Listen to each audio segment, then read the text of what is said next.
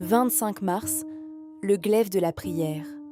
La prière fervente du juste a une grande efficacité. Jacques chapitre 5, verset 16. Nous trouvons bien des espèces de couteaux. Il y en a des petits, des plus gros, des épées, des glaives. Hébreux 4, verset 12, nous dit que la parole de Dieu est comme une épée à deux tranchants qui pénètre jusqu'à séparer jointures et moelles, âme et esprit. C'est-à-dire que la parole de Dieu est inspirée par le Saint-Esprit et qu'elle peut pénétrer jusqu'au fort intérieur de l'être humain. Aujourd'hui, le Seigneur m'enseigne que la prière est un glaive. Que de questions n'a-t-elle pas tranché en apportant des réponses? J'en suis moi-même témoin. Combien de choses j'ai obtenues par la prière? Jésus, étant lui-même le Fils de Dieu, se servait de la prière.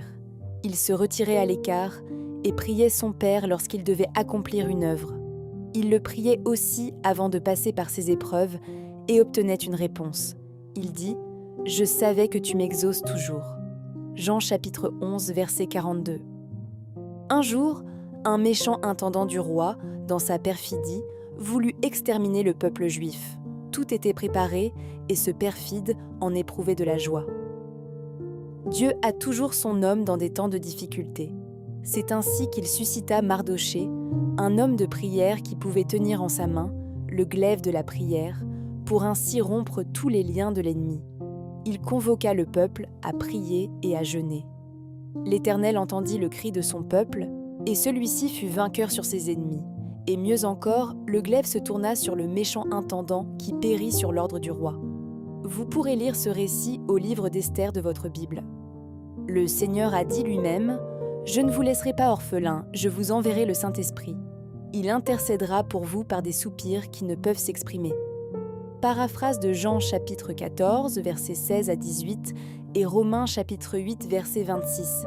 C'est ce qu'il fait encore aujourd'hui, par le moyen de la prière. Un jour, je me souviens que mon époux devait passer par de grandes difficultés. Après son départ, je me suis mise à accomplir le travail que je devais faire, quand soudain le Saint-Esprit se saisit de moi dans l'intercession. Au même instant, toutes les armes forgées par Satan tombèrent sous le glaive de la prière, à la grande confusion de ceux dont il s'était servi. Oui, je suis un témoin que la prière est d'une grande efficacité. Il n'y a rien qui peut résister à sa puissance. Le glaive de la prière est à votre portée. Ne laissez jamais l'ennemi essayer de mettre des liens sur vous. Prenez votre arme et soyez vainqueurs.